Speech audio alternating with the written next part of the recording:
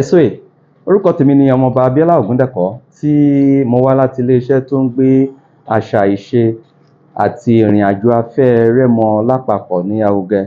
Lọ́jọ́ tòní a ní àǹfààní láti tún wá sí ààfin ìkànnà àwọn bàbá wa aláìlúwà ọba Timothy Akínsànyà Ọ̀rúngbà kejì Ẹ̀wùsì ti ìlú Makùn ní Ṣàgámù bíbá yìí. Ní ọjọ́ tòní a wá látútù wá fi iṣẹ́ bàbá wa ọba Dr. Babátúndé Adéwálé Àjàyí Tọ̀rúngbà kejì Àkárìgbò àti olórí ilẹ̀ gbogbo ilẹ̀ ọba ilẹ̀ Rẹ́mọ. Iṣẹ́ tó ń gbé fún wa ni pé káwa rí pé a lọ sí gbogbo ọ̀dọ̀ àwọn ọba ládéládé nílẹ̀ Rẹ́mọ àtàwọn ọ̀tọ̀kùlú tá lọ ń ṣàlàyé fún wọn nípa àkọ́kọ́ rú ẹ̀ àpéjọ papọ̀ gbogbo àwọn ọmọ Rẹ́mọ ní Nàìjíríà tó máa ṣẹlẹ̀ ní láàárín 20 to 27 oṣù kejìlá December ọdún tá a wà yìí. Lọ́jọ́ tòní a máa gbọ́ lẹ́nu bàbá wa ọba Timothy Akínsànyà bí ìdùnnú bí tọ̀yàyà bí ọ̀rọ̀ àpéjọ alákọ̀ọ́kọ́ rú ẹ̀ bó ṣe rí ní ọkàn wọn nígbà tí wọ́n gbọ́ pé aláìlúwà ọba Babátúndé Adéwálé Àjàyí Tọ̀rúngbà kejì Àkárìgbò àti olórí gbogbo àwọn ọba ilẹ̀ Rẹ́mọ tí wọ́n fi àṣẹ sí pé kí àpéjọpọ̀ yìí kó wá. Bàbá wa tó wá gbéṣẹ́ yẹn fún àwọn àjọ kan tó ń rí sí ìdàgbàsókè àti ìlọsíwájú ilẹ̀ Rẹ́mọ tí à ń pè ní Rẹ́mọ Growth and Development Foundation tí alákòóso ẹgbẹ́ yẹn náà dẹ̀ jẹ́ Ọ̀túnba Ṣẹ́ní Adétù. Ṣẹ́ní Adétù pẹ̀lú àwọn alákòóso wọ́n gbéṣẹ́ yẹn fún àwọn tó ń pè ní Planning Committee tí Prince Wọlé Ṣówọlé tó jẹ́ Chairman of the Planning Committee. Lọ́jọ́ tèmi kábíyèsí máa ṣàlàyé fún wa kí ni nǹkan pàtàkì tí wọ́n rò pé àpéjọpọ̀ àwọn ọmọ Rẹ́mọ ní Nàìjíríà lálàkọ́kọ́ rú ẹ̀ kí ló máa mú wá, kí ni a fẹ́ rí àti pé kí ni Ọlọ́run bá ti ṣe fún wọn tí wọ́n ti jẹ́ kí wọ́n gbé ìlú Makùn débi tó wà yìí tí kò síjà tí gbogbo ẹ̀ ń lọ ní mẹ̀lọmẹ̀lọ àti àdúrà wọn àti ẹ̀tìlẹ́yìn fún àwọn àjọ tí ó ń rí sí ìdàgbàsókè àti ìlọsíwájú ilẹ̀ Rẹ́mọ tá à ń pè ní Rẹ́mọ Growth and Development Foundation. Ní lọ́wọ́ báyìí jẹ́ kí kábíyèsí aláìlúwà kan tẹ̀síwájú. Kábíyèsí o. Thank you. Kábíyèsí o. Thank you, Ọmọọba Kábíyèsí o. Ògúndẹ̀kọ́. You are welcome. It is my pleasure to receive you today. Thank you, sir. Thank you very much. Nípa wíwá yín inú mi dùn gan ni. Ẹ ṣé sà. Irú nǹkan báyìí la máa rí lágbára Èdùmàrè. Àṣẹ Èdùmàrè.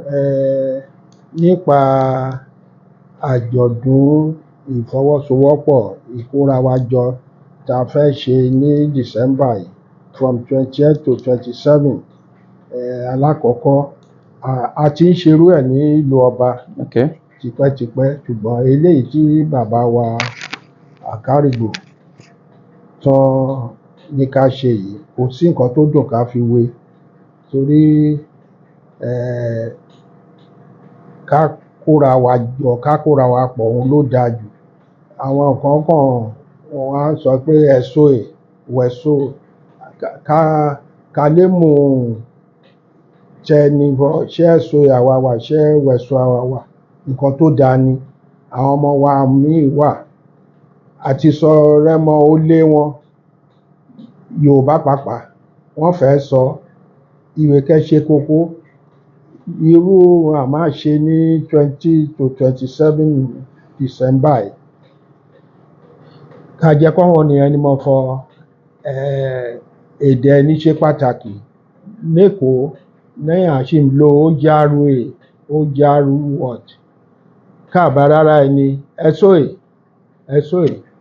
ó jẹ́ kí dédé ní sense of belonging pé ìjọ kan wà lóṣòdì wọ́n hàn fún mi ọmọ mi ní who's that àmọ́ ní oh that man going is from Rẹ́mọ okay that's good so you have something to differentiate yourselves money yes so nǹkan tó dáa ni àjọ̀dún tá a fẹ́ ṣe kò ní jáṣe mọ́ fún wa à á ṣe ọ̀pọ̀lọpọ̀ ẹ̀. Àmín sà. Nígbà tí bàbá Àkárìgbò Àjàyí tán gorí oyè bàbá ńlá wọn, wọ́n ti gbé oríṣiríṣi nǹkan tó dáa ṣe. Àdúrà mi dẹ̀ ni pé Ọlọ́run á máa ràn wọ́n lọ́wọ́ sí i. Àṣẹ. Nígbà tí èmi dé orí àlééfà yìí ní Makun, kò tí èèyàn bá ó ní ọ̀jọ̀ba kó fọ́n rí wàhálà tí òun purọ́ Ọlọ́run má jẹ́ kẹ́ rí wàhálà ẹ̀mí ẹ̀jẹ̀ ni jù. Àṣẹ Èdùmàrè. Àwọn ènìyàn wọ́n ṣèrànlọ́wọ́, Ọlọ́run dẹ̀ tún ṣèrànlọ́wọ́, kò jẹ́ kójú tì wá. Pàápàá fẹ́ fún ọ̀gbẹ́ni ẹni ẹ̀gbọ́n ẹni olóyè pàtàkì Aṣíwájú SK Ọ̀nàfọ́kàn, aṣíwájú gbogbo Rẹ́mọ Kingdom, nípa ọ̀rọ̀ kúlù lọ síwájú kojú mẹ́tẹ̀ ni òtúráyé òun rí chairman Makun Development Council.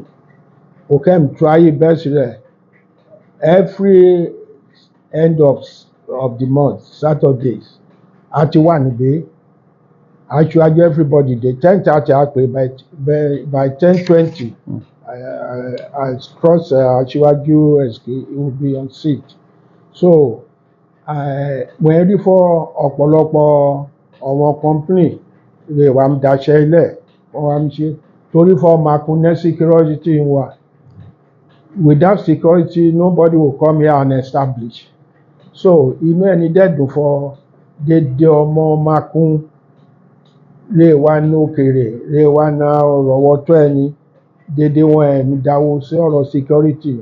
In fact inú mi dùn láti sanwó ẹni fún àná over 11 million n'ákàǹtì torí àwọn fìjìláńtì ẹni àwọn Ogun State sanwó wọn despite for àwọn training wọn. So àfẹ́ bẹ̀rẹ̀ lóṣù yìí lágbára Ọlọ́run láti mọ ẹrí fọ wọn gbówó oṣù wọn dẹ̀ ń ṣiṣẹ́ wọn torí àwọn kan wà rí ìfẹ́ máa dà lóru à ń bọ́ wọn ní ọ̀wáṣẹ́ ara àwọn nǹkan tá à ń ṣe ní palace. Tá a bá rí ẹni tí ò ṣọ̀lẹ irú iṣẹ́ wo ló fẹ́ ṣe kó fọ́ iṣẹ́ akọ̀wé kán lè gbà síṣẹ́ akọ̀wé à ń make sure fọ wọ́n gbà síṣẹ́ libera a jẹ́ kí peace wà nílùú dédé yẹn ara mi ṣe ní Makun. Then ara àwọn room ti gbé ṣe while on the throne I've removed some doors àwọn ilẹ̀kùn rà rí fọ́ ẹ̀jẹ̀ bọ́gbà mú àti remove fún wọn fọ́